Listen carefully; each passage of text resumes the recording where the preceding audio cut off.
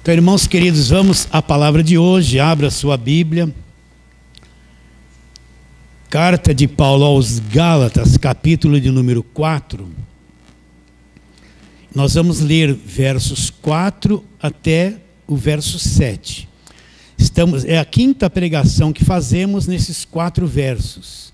Lembrando que estamos meditando na carta de Paulo aos Gálatas, já faz um bom tempo. Então, Gálatas, capítulo de número 4, verso 4 a 7. Todos já acharam? Vamos ler? Preste muita atenção no que você vai ler.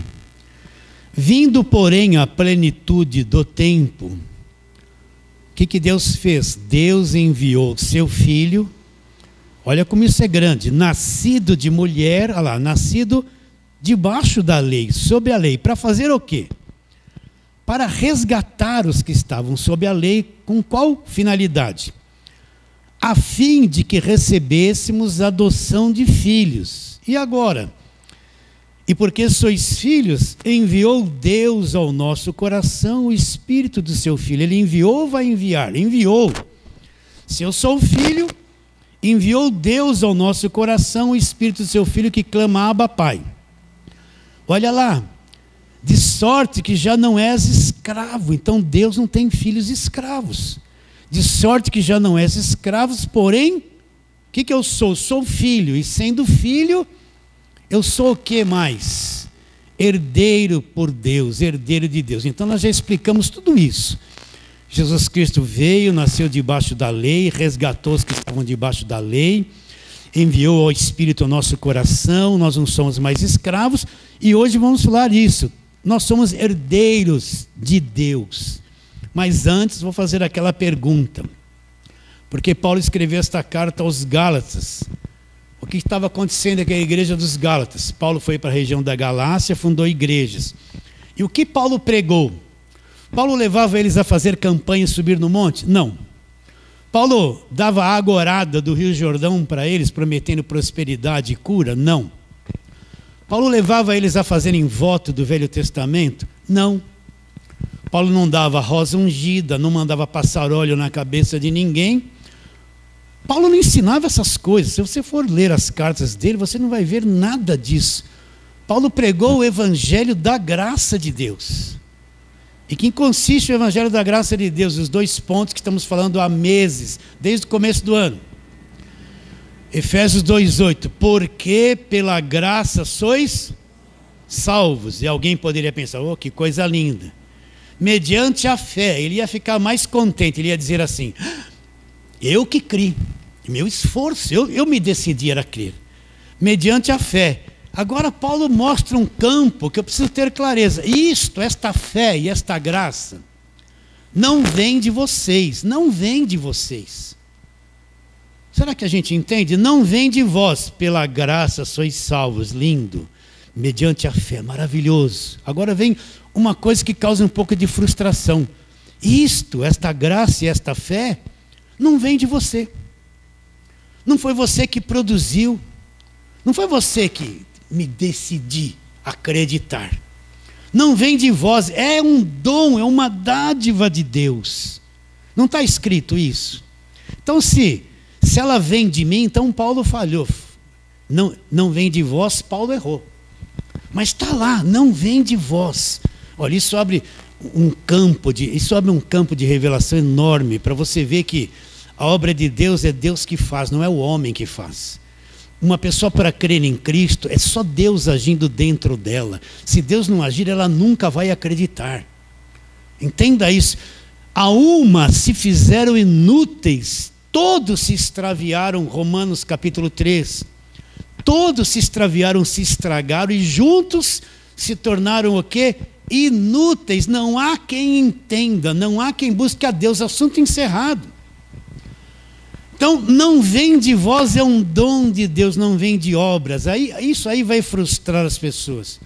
Não vem de obras. Por quê? Porque o falso evangelho é o seguinte: você tem que fazer coisas, fazer obras. Você é salvo pelo aquilo que você faz, pelo teu esforço. Então você tem que viver se matando de fazer coisas. Se você falhar, eles vão dizer assim: perdeu a salvação, vai para o inferno. Então, você vê na igreja um monte de coisa, eu tenho que pagar o preço, eu tenho que jejuar, eu tenho que fazer, eu tenho muito. Se a igreja tem culto de segunda a segunda, eu tenho que estar toda semana lá, porque se eu falhar, isso é posto um peso na cabeça das pessoas. Aí se ela falhou, vem na mente dela, perdi a salvação. Perdi a salvação. Entende? Não vem de vós. É um dom de Deus, não vem de obras. Então é impossível para o homem fazer alguma coisa que Deus olhe e fale assim: nossa, que maravilhoso, você fez isso, você vai ser salvo, você merece. Então para o homem é impossível. Quer encontrar uma coisa impossível para o homem? Está na Bíblia. É impossível o homem conquistar a salvação por esforço próprio, ser salvo por aquilo que ele faz. É impossível. Ele pode ser religioso, ser crente, estar com a Bíblia na mão, sobe monte, desce monte, vai na escola dominical, deixar de ir. Ele pode estar lá limpando a igreja, ficar na porta da igreja. Tudo isso são coisas boas que você precisa fazer, mas em questão de salvação, não existe uma obra que o homem possa fazer que lhe dê condições de salvação. Está definido isso no seu coração. Então, olha a nossa dependência de Deus. Se Deus não agir na vida do pecador, do perdido, se o Espírito não convence, é o Espírito que convence, não sou eu, não é o quanto eu falo, o quanto eu grito, o quanto eu insisto com as pessoas, mas é uma ação de Deus. O único que tem poder de mudar um coração é Deus, não é o homem. Se não é uma ação de Deus dentro do homem, o homem nunca vai crer em Jesus Cristo e ponto final. Ele não vai querer saber da Bíblia, ele não gosta do Evangelho, ele vai ter uma má impressão de frequentar uma igreja, vai achar que todo pastor é ladrão. Ele não vai querer, ele é avesso à verdade do Evangelho, mas quando Deus opera, muda lá dentro. Aquilo se abre, não vem de vós, é um dom de Deus. A graça é isso, a salvação pela graça. Que outra coisa? Romanos 8,31. Aquele que não poupou seu próprio filho, antes por todos nós o entregou, como não nos dará gratuitamente com o filho o quê? Todas as coisas. Então tudo da parte de Deus para o homem é dado gratuitamente, não tem custo. Nosso Deus não é um Deus de barganha. Mas qual é o Jesus Cristo que é apresentado no falso evangelho? É um Jesus Cristo da barganha. Para mim ter alguma coisa de Deus, eu preciso dar para Ele primeiro. Eu tenho que dar isso, eu tenho que fazer voto, eu tenho que fazer sacrifício, eu tenho que dar o dízimo, eu tenho que pagar preço. Deus fez a parte dele, 50%, eu tenho que fazer a minha parte mais 50%.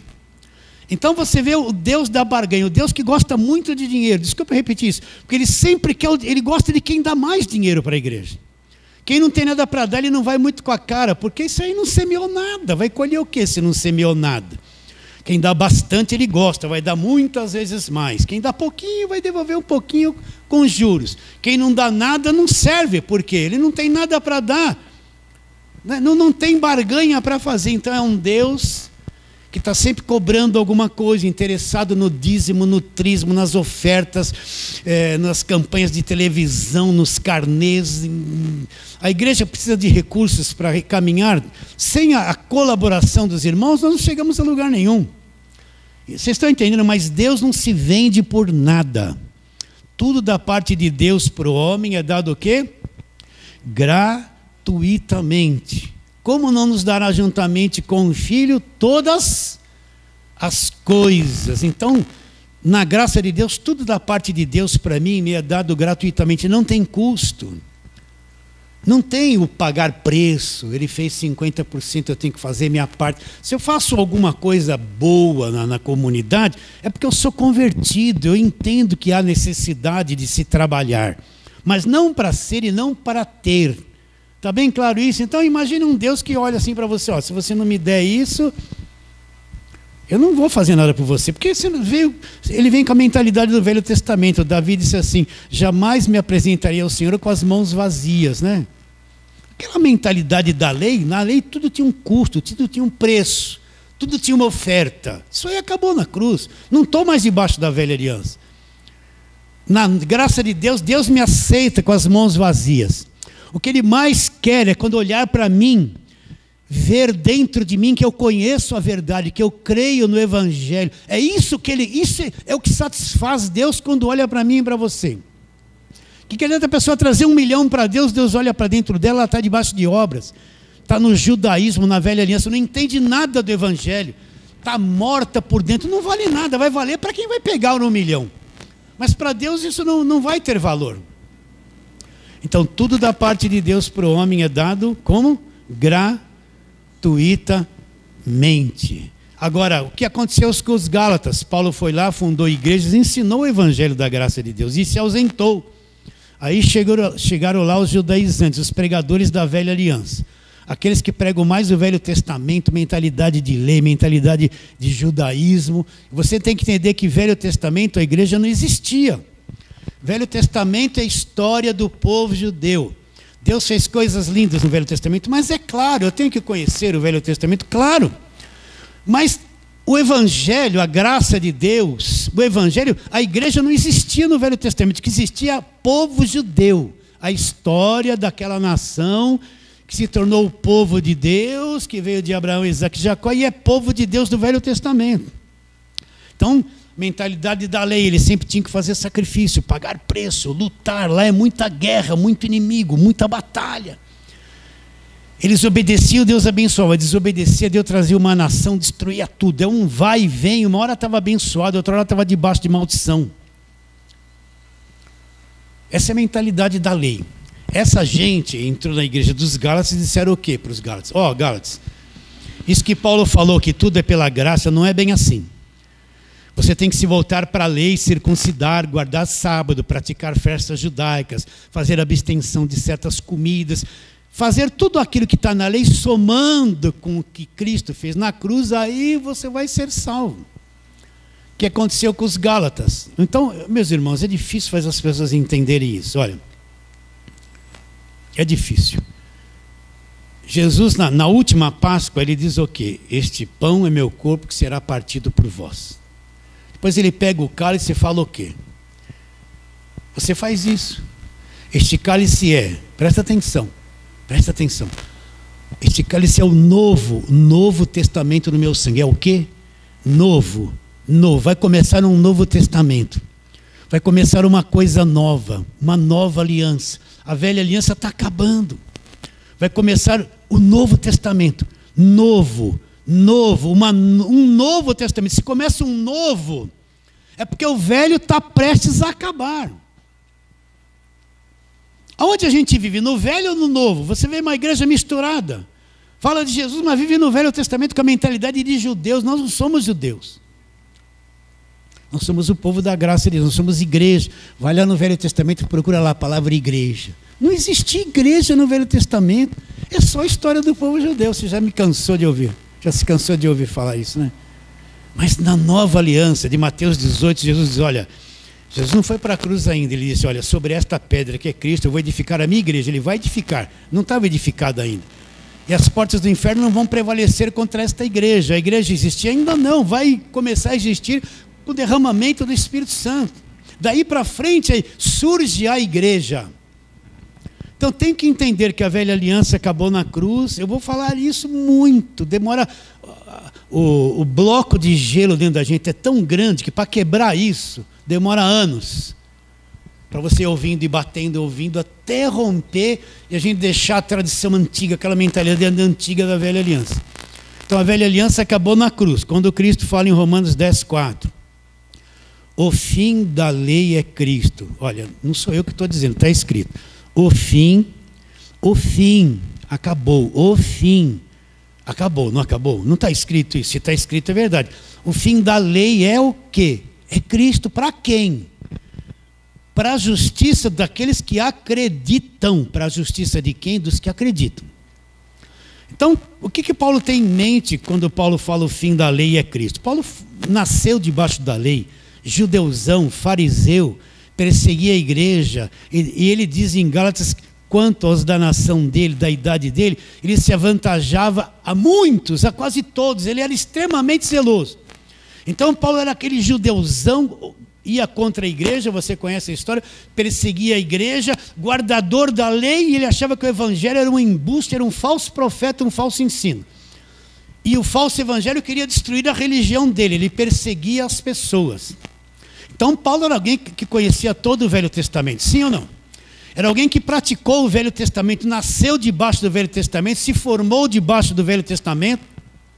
Então quando ele fala, o fim da lei é Cristo, não é alguém que não conhece nada do Velho Testamento, estava dizendo. Era alguém perito no Velho Testamento, que conhecia tudo. Conhecia ou não conhecia? Agora, quando ele encontrou Jesus e o Evangelho da graça de Deus foi revelado, ele, entendi.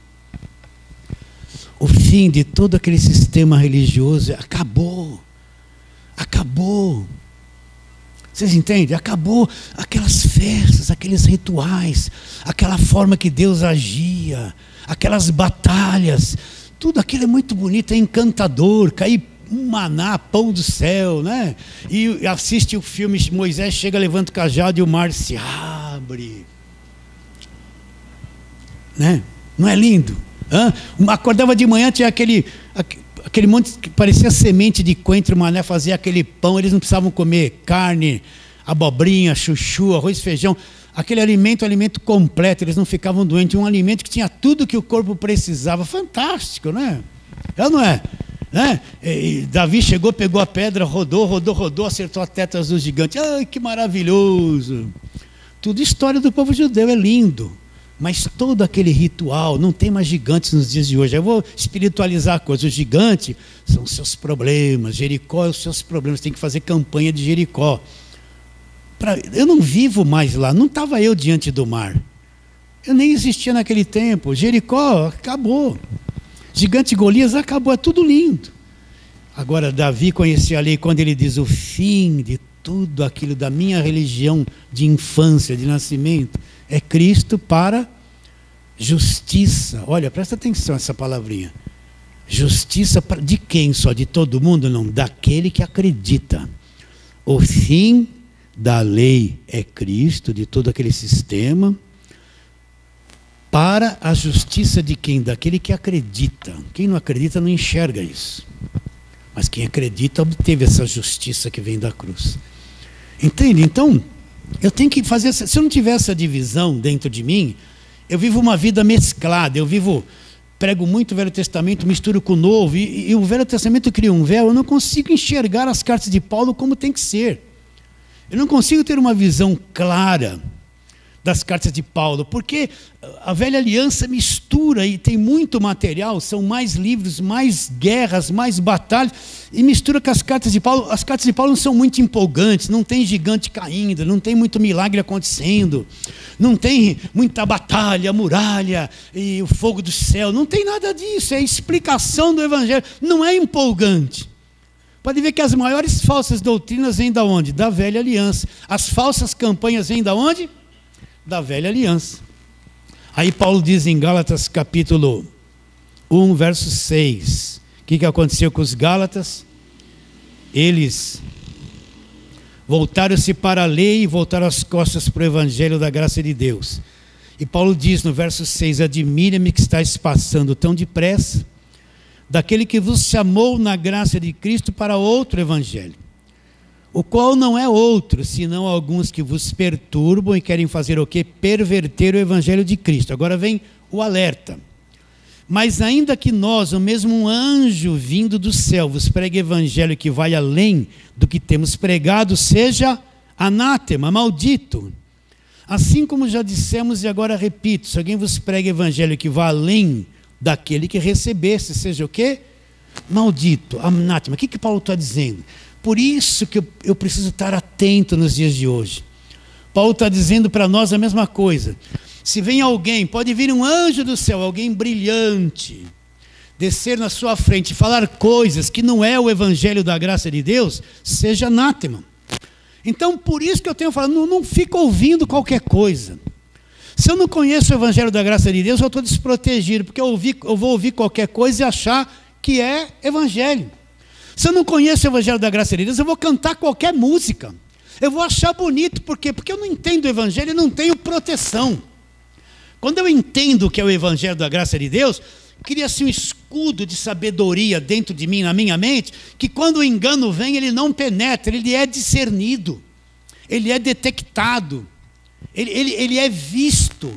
Se a pessoa não entendeu o que foi feito na cruz, ela vai acreditar em agorada, óleo ungido, terra de Israel, água do Rio Jordão. Ela não conhece o evangelho, ela vai acreditar e vai levar isso para casa. Mas quem conhece tem um escudo de conhecimento. Quando o engano vem, bate. Então Paulo diz, se vier alguém, seja lá quem for, pode ser alguém que tem uma igreja de 10 mil pessoas, pode ser alguém que está na televisão, esse monte de gente que está na televisão não prega o evangelho da graça de Deus, pode ser quem for, se ele não se apresentar com o evangelho, seja o quê? Anátema. Então não cante qualquer coisa, analise o louvor. Você conhece a verdade, analise a música que está sendo cantada, se é de Deus, se fala a verdade. Não fica ouvindo qualquer pregação, aparece o pregador da televisão, seja esperto, vamos ver o que ele vai falar. Ih, Velho Testamento, campanha de José, vai prosperar? Ih, para mim não dá mais. Você tem que ser inteligente. Agora, como é que você vai ser astuto nesse sentido? Se eu não for construído com o conhecimento do evangelho da graça de Deus, principalmente as cartas de Paulo, eu estou desprotegido, eu não tenho o escudo. A minha mente é, uma hora Deus me abençoa, outra hora ele me quebra a perna, uma hora ele me libertou do diabo, outra hora o diabo ele vai permitir que o diabo que ele venceu na cruz vai tocar em mim. Uma hora o diabo não me pega, outra hora ele deixa o diabo me pegar. Minha cabeça é dois caminhos, eu não sei para que lado vou. Estou cheio de dúvida. Entende? Agora, quando eu tenho a base do evangelho dentro de mim, bem construído no conhecimento, eu estou protegido. É o escudo da fé de Efésios 6, com o qual podereis apagar todos os dados inflamados do maligno. Então a importância de construir dentro de uma pessoa o conhecimento do evangelho é trabalhoso demais. As pessoas veem tudo mesclado com o Velho Testamento. Elas olham para você, ouvem você falar certas coisas, mas aquele ensino errado vem para fora e briga, e não quer, e não aceita, né? Agora, quando a pessoa é bem construída por dentro com a verdade, ela está protegida, ela nunca vai ser enganada, porque a verdade, que é o conhecimento do evangelho, protege ela. Então, se ver alguém falar qualquer coisa que no evangelho, pode ser filho, marido, esposa, com maior amor e respeito, você ouve e fica quietinho, mas não entra mais em mim. Se ver grandes pregadores da televisão, em nome de Jesus, né, em nome, Senhor, meu Deus, meu Pai, aqui no altar, né, tudo falso. Desculpa eu falar assim. Não apresenta um evangelho, seja o que, anátema. Estou cantando uma música, é vitória, vai chorando. Opa! Que é isso? Que é vitória, vai chorando, geme e chora. Eu tenho que gemer e chorar? A vitória veio da cruz, já me deu a vitória. Eu não vou cantar isso, nem entra na minha mente. Aquele pregador, todo mundo lá, todo mundo da televisão ligada lá, você olha o que ele está falando. Que a água do Rio Jordão, na oportunidade, nós vamos distribuir a água do Rio Jordão. Aí você pega o envelope, em nome de Jesus, e leva essa água, é milagrosa, nós consagramos em cima do monte. Vocês estão entendendo o que eu estou dizendo? Vocês ficam chateados que eu falo assim? Não. Seja anátema. Seja anátema. Então eu vou dizer para você, uma minoria nos tempos de hoje que estão firmados no evangelho da graça de Deus. É uma minoria. Então aconteceu isso com os Gálatas. Desculpa, fui extenso demais nessa introdução. Os Gálatas voltaram as costas para o que Paulo pregou, se voltaram para a velha aliança, para a lei, e Paulo diz, vocês tão depressa passaram da graça para outro evangelho. Entraram aí no meio de vocês os perturbadores e estão pervertendo o evangelho de Cristo. E Paulo vai escrever esta carta com qual finalidade? Para mostrar que se voltar para a velha aliança é engano. Aquele que quiser ser justificado por obras da lei, ele vai se desligar de Cristo, ele vai cair da graça decaísse. E Paulo vai escrever essa carta toda combatendo aquilo que os Gálatas fizeram. E é isso que estamos fazendo desde o final do ano passado. Até que chegamos, volta lá, Gálatas capítulo 4, né? Chegamos em Gálatas capítulo 4, Vamos ler de novo do verso 4 a 7. Vindo, porém, à plenitude do tempo, Deus enviou seu filho, ela nascido de mulher, nasceu debaixo da lei, para fazer o quê? Resgatar, tirar de debaixo da lei, a fim de que recebêssemos a adoção de filhos. Agora, porque eu sou filho, Deus enviou ao meu coração o Espírito Santo que clamava Pai. E eu não sou mais escravo. Deus não tem filhos escravos. Assista a pregação de domingo passado. Eu sou filho e não escravo, que você vai ver isso lá. Eu não sou de sorte que já não és escravo, porém filho. Sendo filho, eu sou o quê? Herdeiro. Herdeiro por Deus. Olha que coisa, você já pensou? O que Paulo está dizendo? Quer ver? Vamos ler outro texto. Vamos lá para Romanos 8. Marca aí, Gálatas. Vamos lá para Romanos, capítulo de número 8. Vamos ler a mesma coisa que Paulo fala em Romanos. Romanos 8, verso 15 até o 17. Romanos 8, 15 a 17. Paulo fala assim. O bom seria ler o capítulo todo, mas vamos pegar só esses versos, 15 a 17. Porque não recebestes espírito de escravidão. Ele está dizendo isso para filhos, que somos nós. Então nós não recebemos espírito de escravidão para viver outra vez atemorizados. Mas recebestes o espírito de adoção, baseados no qual clamamos Abba Pai. Ah lá, o próprio Espírito, que é o Espírito Santo que habita em nós, testifica com nosso espírito, o homem interior, que somos filhos de Deus. Ora, se somos filhos, somos também herdeiros. Herdeiros de Deus e co-herdeiros com Cristo. Se com Ele sofremos, também com Ele seremos glorificados. Então, o que é ser herdeiro de Deus? Deus possui uma herança. E Cristo herdou toda essa herança, e eu agora que sou filho, que não sou mais escravo, que saí de debaixo da lei, que sou filho, que sou selado com o Espírito Santo, né? Que não vivo mais debaixo de escravidão, Cristo me torna herdeiro de Deus e co-herdeiro com Ele, herdeiro junto com Ele. Você acredita nisso? Você acredita que você é um herdeiro de Deus? Que na morte de Cristo na cruz, Ele fez com que você se tornasse um herdeiro de todas as riquezas de Deus. Só que quando eu falo em riquezas, a primeira coisa que a pessoa pensa é aqui na terra. Nós vemos uma igreja voltada para a terra. Culto, vamos resolver os problemas. Culto da família, culto para desempregado, culto para a prosperidade. A igreja virou uma coisa que oferece soluções de problemas da terra. Então eles chamam as pessoas para irem lá para tentar resolver o que elas estão enfrentando, resolver problemas. Ah, meu filho está com um problema. A mãe vai lá, olha para o filho, o culto da família. Deus abençoe meu filho. Ah, estou com pouco dinheiro. Olha, vamos lá para o culto da prosperidade. Então, olha, você dá o dízimo, faz isso e aquilo que Deus vai te prosperar. Deus abre as portas da prosperidade. Então você vê uma igreja que chama o povo não para evangelho, é para solucionar problemas. Uma igreja com a mentalidade terrena. As pessoas querem vir cantar coisas para chorar, que mexe com as suas emoções terrenas. As pessoas querem buscar Deus só para ter benefícios de Deus. Elas vêm na igreja, que elas querem benefício. Eu quero bênção, eu quero vitória. Como tomar posse da bênção, como vencer o impossível, como conquistar, derrubar gigantes. 7 passos para isso, 7 passos para aquilo. Tudo o homem é o centro e tudo é um Deus que tem que satisfazer e resolver os problemas dos homens. Então, quando se fala em riqueza, a pessoa fala assim, eu quero casa, eu quero carro. É a doutrina da prosperidade, a falsa doutrina da prosperidade. Agora, quando Paulo fala em riqueza, ele tem uma mentalidade celestial, ele tem uma visão sobrenatural.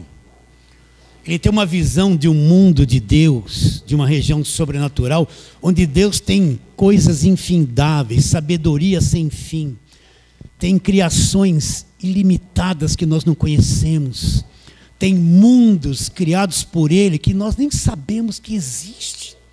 Tem regiões celestiais riquíssimas de Deus e coisas feitas por Deus, que nós não temos nem noção que essas coisas existem. Você entende o que eu estou dizendo? Tudo isso pertence a Deus. Tudo isso pertence a Deus. E Deus, através de Cristo, nos torna coparticipantes desta herança toda. Cristo, Ele nos traz para Ele. E Ele nos vai fazer herdar com Ele todas as coisas. Mundo, sabedoria, riquezas que você nem imagina que existe. Que estão num plano sobrenatural. Num plano eterno. Uma mentalidade que enxerga um nível sobrenatural, uma visão de Deus, Deus sobrenatural. E se eu creio nessa vida e sou filho, creio em Cristo, eu sou um herdeiro de Deus sobre todas as... Esquece as coisas materiais, esquece, isso são coisas pequenas. Eu sou herdeiro de Deus de uma gigantesca herança celestial que eu ainda não tenho nem noção da grandeza do que trata ser isso. Então vamos ler um texto aqui, Hebreus capítulo de número 1, para ver o que Cristo herdou e nós herdamos junto com Ele. Hebreus capítulo de número 1.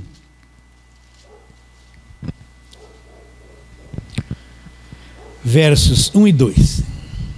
Hebreus 1, versos 1 e 2. Acompanha aí direitinho. Havendo Deus outrora, presta atenção nesse verso 1, isso aqui divide velho e novo. Havendo Deus em outro tempo, outrora, falado muitas vezes e de muitas maneiras aos pais. Quem são os pais aqui? Leia e entenda. O pessoal da velha aliança. Então o escritor de Hebreus está dizendo, Deus, Ele falou muitas vezes, de muitas maneiras, para o pessoal do Velho Testamento, através de quem? Através dos profetas. A voz dos profetas voltadas para a nação de Israel, para o povo de Israel. Agora vem uma nova fala, uma nova forma de Deus falar. Nesses últimos dias, quando começam os últimos dias? Desde quando Cristo nasceu aqui na terra, a obra da cruz. Nesses últimos dias vem um outro personagem falar. Deus nos falou nos últimos dias pelo Filho. Então, o que é a voz do Filho? A voz do Filho é a voz do Evangelho da graça de Deus, aquele que foi revelado ao apóstolo Paulo. Quer ouvir Jesus? Não fica assim, Deus fala comigo, Deus fala comigo. Vai aprender as cartas que falam do Evangelho, você vai ver a voz de Jesus falando, Ele está falando o tempo todo. Então Deus teve uma voz para aquele povo da velha aliança, falou de muitas maneiras, falou através da água, da sarça, do anjo, dos profetas maiores, menores, falou para aquele povo, muitas maneiras e de muitas formas. Nos últimos dias vem uma nova fala, um novo personagem, vem o Filho falar, vem o Filho revelar, vem o Filho estabelecer uma nova aliança. Nos falou pelo Filho. Quem é esse Filho? Olha o que ele diz. A quem constituiu herdeiro de todas as coisas, olha lá, e pelo qual também fez o universo. Então Cristo, Ele é o herdeiro de todas as coisas. Então quando Ele fala todas as coisas, Ele não tem uma mentalidade terrena, um terreninho, uma casinha, um carro. Vocês estão entendendo? Ele tem uma mentalidade celestial, da grandeza, das riquezas no mundo invisível, o lugar onde nós vamos viver. O lugar onde nós vamos viver e habitar com um corpo glorificado, perfeitos para sempre. Ele é o herdeiro de todas as coisas, pelo qual, através de Cristo, todo o universo, não só a terra, mas todo esse universo que está oculto dos nossos olhos, nós vivemos pela fé, foi feito também.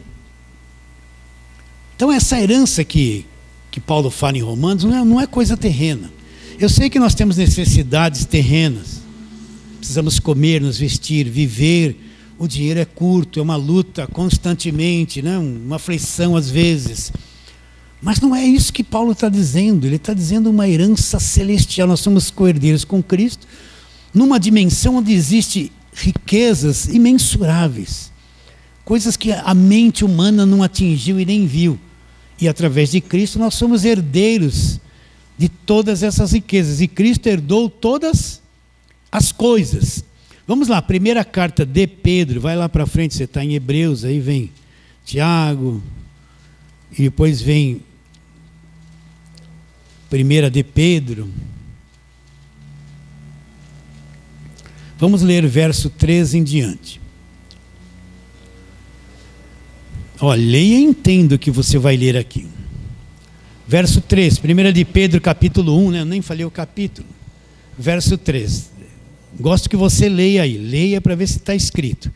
Bendito o Deus e Pai de nosso Senhor Jesus Cristo, que segundo a sua muita misericórdia, ela nos regenerou para uma viva esperança, mediante a ressurreição de Jesus Cristo dentre os mortos. Olha lá, para uma herança, nós somos regenerados para possuir uma herança, para uma herança incorruptível, sem mancha, imarcessível, reservada aonde? Nos céus para vós outros.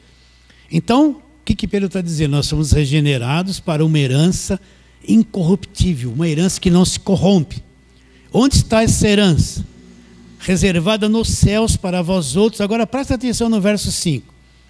Que sois, isso está escrito, é verdade, que sois guardados pelo poder de Deus mediante a fé. Então eu sou guardado pelo poder de Deus? Para um pouquinho. Você é guardado pelo poder de Deus? Não está escrito que nós somos guardados pelo poder de Deus? E não está condicionado a alguma coisa que eu faça. Fomos libertos do império das trevas e somos guardados pelo poder de Deus. Você é guardado pelo poder de Deus? Então o poder de Deus te guarda todos os dias, dia e noite e dia.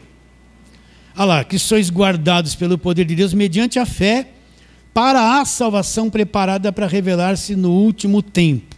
Bom seria ler o capítulo todo, mas até aí. Então, o que Pedro fala?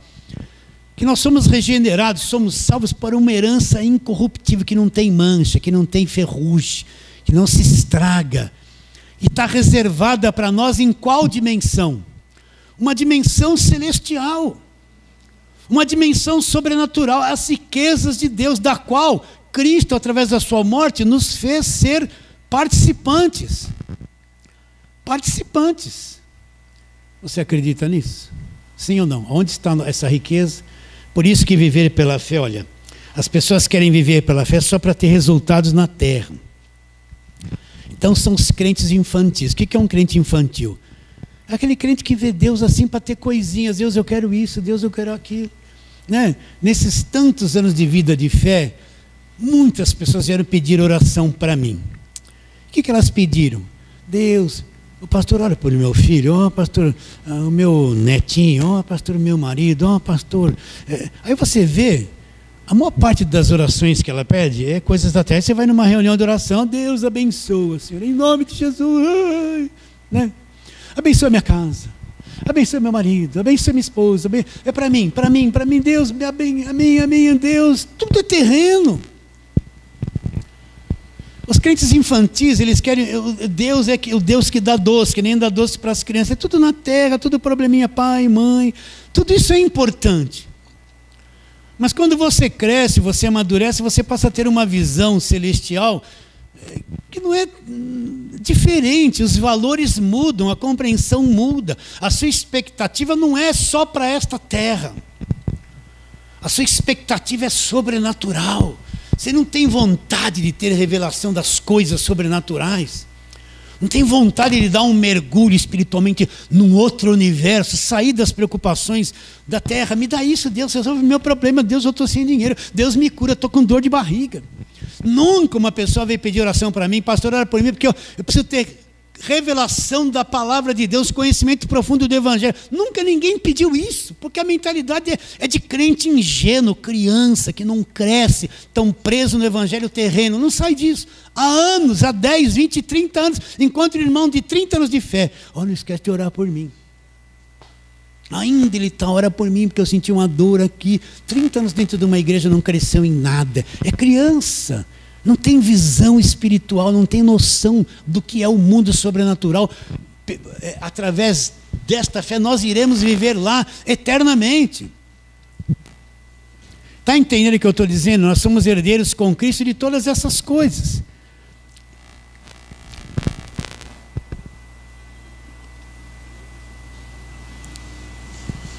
Filipenses capítulo de número 3, vamos lá. Filipenses capítulo de número 3. Gálatas, Efésios, Filipenses 3.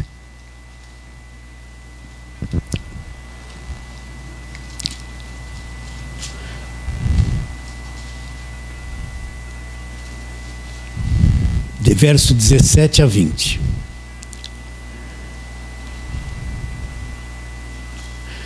Vamos ler desde o 17, porque são os inimigos da cruz. Vamos lá. Filipenses 3,17. Irmãos, sede imitadores meus, e observai os que andam segundo modelos que tendes nós. Pois muitos andam entre nós, dos quais repetidas vezes eu vos dizia, e agora vos digo até chorando, olha lá, são inimigos da cruz de Cristo. O que é ser inimigo da cruz de Cristo? Eles não pregam a cruz. Eles têm as costas voltadas para a cruz. O negócio dele é o Deus da terra, é o Deus terreno. É as riquezas da terra, a preocupação com a vida, com os problemas, a solução. Ah lá, eu vou ler de novo. Verso 18. Pois muitos andam entre nós, dos quais repetidas vezes eu vos dizia, e agora eu vos digo até chorando, que são inimigos da cruz de Cristo. Olha lá, o destino deles é a perdição, o Deus deles é o ventre.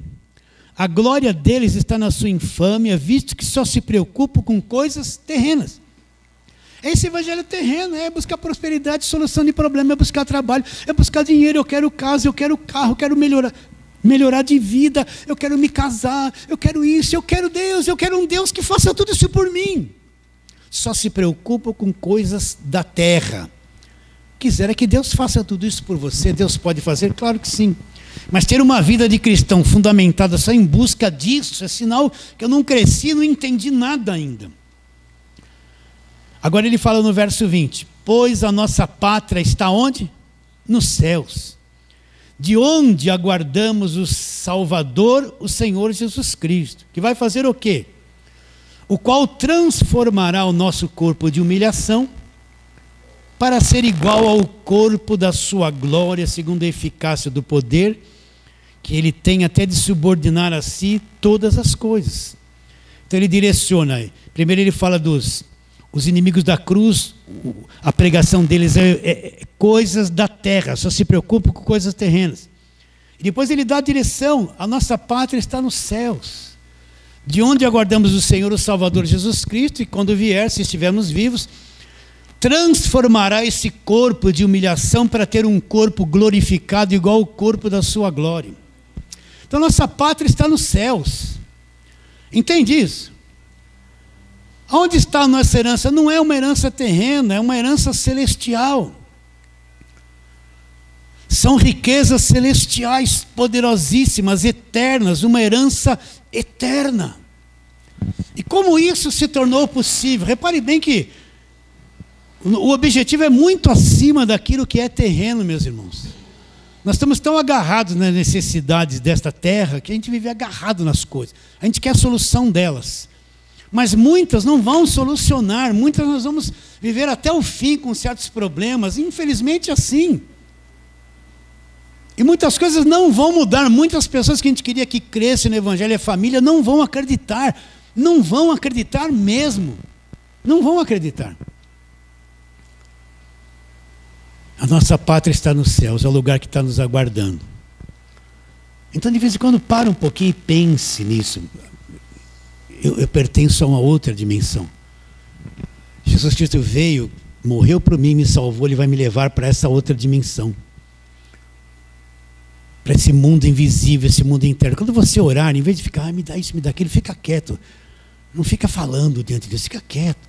Pega esses textos, fecha os olhos em silêncio e vai memorizando. A minha pátria está nos céus.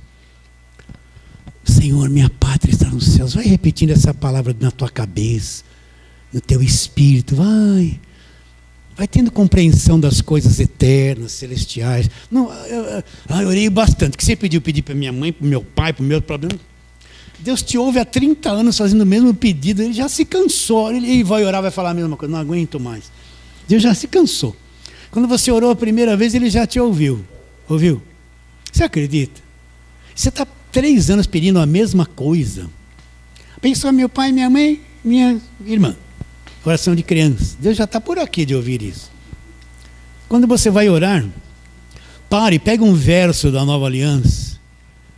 Me libertou do império das trevas. Aí vem na tua mente culto de libertação, maldição, demônio, essa batalha. Você fala, estou liberto. Liberto, ora a palavra, liberto do império das trevas. Deixa a tua mente viajar nessa verdade do seu espírito. Deixa o Espírito te levar a esse mundo sobrenatural, onde o Evangelho é a verdade, é a realidade. Você faz parte dele, você vai viver lá muito mais que aqui. Agora, na morte de Cristo na cruz, ele passou tudo isso para mim. Vamos ler isso. Hebreus, capítulo de número 9.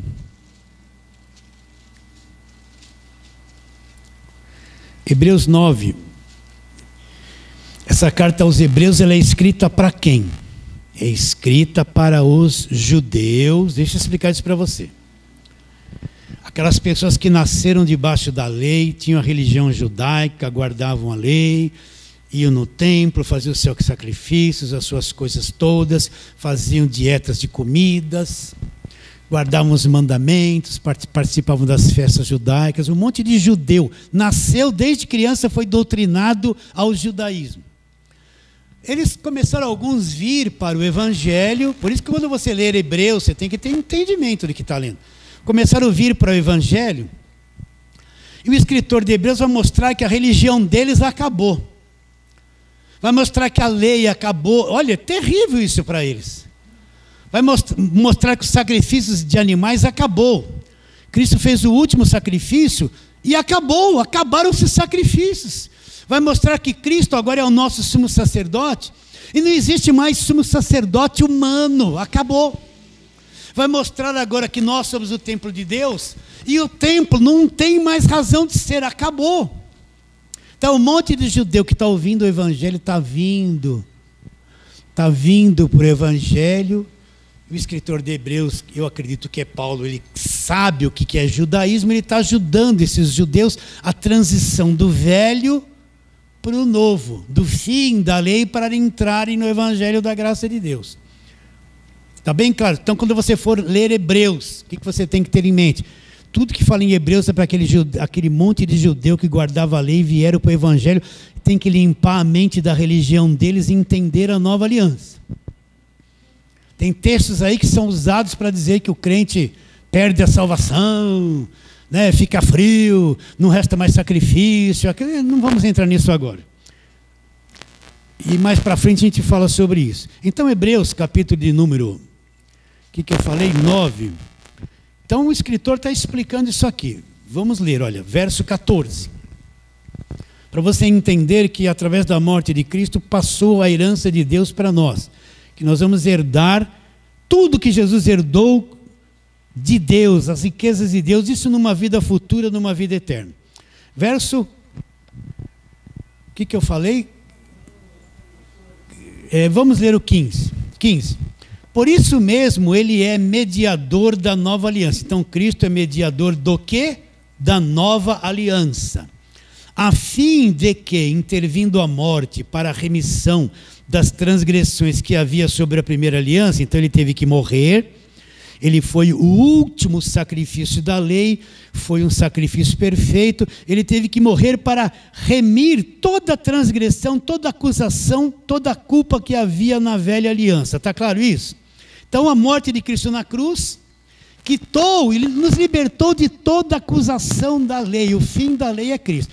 Está paga a nossa dívida, o escrito de dívida que era contra nós, que constava de ordenanças, nos era prejudicial, Cristo removeu inteiramente, cravando na cruz. O que era esse escrito de dívida? A lei.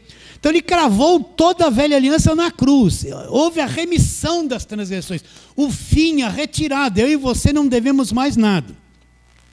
Por isso, vamos ler de novo o 15. Ele é mediador da nova aliança, a fim de que, intervindo a morte, porque ele teve que morrer para a remissão das transgressões que havia sobre a primeira aliança, recebam a promessa da eterna herança, aqueles que têm sido chamados. Quem? Os que têm sido chamados. Agora ele vai explicar.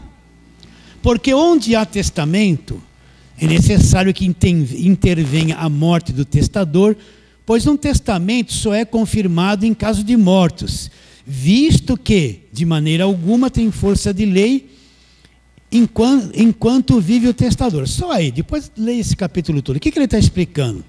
Uma pessoa, ela é muito rica, ela faz um testamento. ela tem lá não sei quantos imóveis, então ela tem 3 filhos. Deixa essa parte dos imóveis para este filho, essa outra parte para este e essa parte para aquele. Ela dividiu toda a herança dela em 3 partes e deu uma parte para cada filho. Fez um testamento, só que tem um porém. O testamento só é válido se ele morrer. Se ele não morrer, qualquer filho tem direito de pegar a parte e vender? Não, por quê? Ainda que exista um testamento, ele só se torna válido pela força da lei quando morre o testador. Se não morrer, ainda que o testamento esteja no nome deles, eles não podem fazer nada, não tem direito, porque quem fez o testamento não morreu. O testamento só é válido com a morte do testador. Foi isso que Cristo fez na cruz, ele morreu na cruz. Estabelece o Novo Testamento. Ele era o dono de toda a herança. Mas na morte dele, torna-se válido o Novo Testamento, a nova aliança. Nós nos tornamos, através da morte de Cristo na cruz e sendo salvos, herdeiros de tudo aquilo que pertence a Deus, de todas as riquezas de Deus, do mundo que há por vir, das coisas fantásticas, da tecnologia fantástica que existe no mundo espiritual. Através da morte de Cristo na cruz, nós nos tornamos herdeiros de Deus e co-herdeiros com Cristo. Se ele não tivesse morrido, nada disso seria verdadeiro, nem mesmo o Evangelho. Mas quando ele morreu, ele garantiu, a morte do testador garantiu que todos nós nos tornássemos herdeiros de Deus. Então aqui, pode ser que você não tenha grande coisa, nunca comprou um carro zero, não tenha casa própria, mora de aluguel, nem tenha carro, não é verdade? Não consiga comprar para o seu filho um tênis de 500, 600 reais ou de 1.000, que ele quer o de 1.000, né? Você, não é isso? Aí você compra lá, para ele na escola aqueles de ASCII, né? ASCII, é o que eu uso, né? De 150 ele vai olhar aquilo. Eu quero de 1.000, pai. Na escola dele quer entrar com aquele de 1.000. Aí você não consegue fazer isso. E vem aqui uma meia frustração, né? Aí você queria lá vamos brincar, comprar aquele, vai no Bergamini. Quando eu falo Bergamini, porque está na internet, é um mercadão enorme que tem aqui. Eles não sabem, né? Vocês sabem. Você quer comprar aquele monte de bandeja de filé mignon em bife, né? Aí você olha lá, está R$50 uma bandejinha com 4 bifes. Aí você fala, meu Deus, eu vou lá para o Arcem, né? Pegar um meio de Arcem moidinho, né? Olha que com batata é uma delícia. Aí põe uma pimentinha, né? Pode ser que você não tenha muitas coisas nessa vida, mas lá, meus irmãos, você tem que ter olhos espirituais. Lá você é um trilionário. Entende? Lá não há mais choro, mais dor, mais sofrimento, não há lágrimas. Nós vamos chegar lá, nós estamos trabalhando para isso, crendo. Já está garantido por aquilo que Jesus Cristo fez na cruz, a nossa herança eterna. Olha, eu quero ler de novo aqui em Hebreus, você deve estar com ele aberto aí. Olha o que ele fala. Ele fala da herança eterna, ó, verso 15. Por isso mesmo ele é mediador da nova aliança, a fim de que, intervindo a morte para a remissão das transgressões que havia sob a primeira aliança, recebam a promessa da eterna herança. Interveio a morte de Cristo, houve a remissão da culpa, o fim da lei. Agora nós que cremos vamos receber a eterna herança, uma herança que nunca mais vai ter fim. É a eterna herança. Mas para quem é essa eterna herança? Aqueles que são chamados. Aqueles que são chamados, não é para todos. Os que chamou, ele justificou, glorificou, né? Sim ou não? Os conheceu e os predestinou. É para essa classe de pessoas, não são para os outros. Entende isso, meus irmãos? Eu sei que a gente quer coisas da terra, mas tem essa convicção dentro de você, é ver o invisível. Eu não estou vendo essas coisas. Mas a palavra garante, eu não sou mais, quando eu falo nós não somos aquele monte de crente choramingando, que quer coisinhas, quero isso, eu quero aquilo, aí Deus não fez mudar de igreja, eu quero isso, eu quero aquilo, Deus não fez essa igreja, mas eu vou para a campanha daquele que é oração forte, e fica rodando num monte de igreja, não sabe onde para, não sabe para onde vai, está inquieto, não tem como, não, Nós temos uma convicção do mundo invisível, sabemos para onde vamos, sabemos que existe tudo isso lá, sabemos que a herança é uma garantia, que a morte de Cristo na cruz nos tornou coparticipante com eles de todas as riquezas de Deus, nós sabemos disso. Então nós estamos trabalhando aqui na terra, com muito, com pouco, com nada, tendo abundância, às vezes não, passando as lutas, mas com uma compreensão, uma hora eu vou ver tudo isso, uma hora eu vou pôr as mãos em tudo isso que Cristo conquistou para mim. Eu sei que isso existe. Quando for orar, não fica falando muito. Fala assim, Deus, abre o meu entendimento para ver, ter compreensão, ter convicção. Você vai ser menos frustrado, os seus problemas não vão ser tanto pesados quanto são, você vai ser menos irritado, menos inquieto, menos brigão, menos que condena as pessoas. Quando você tiver uma visão clara do mundo espiritual, você vai ver que você estava errado em tantas coisas terrenas, mas você vivia inquieto e perturbado porque não tinha se desprendido das suas preocupações da terra. Quando se desprende, você vai ter uma visão celestial muito mais livre, convicta, profunda, de tudo aquilo que nós vamos herdar de Deus, que através da morte de Cristo na cruz nós nos tornamos coparticipantes com eles. Então vamos terminar onde começamos. Gálatas capítulo de número 4. Vamos ler os mesmos versos. Versos 4 a 7.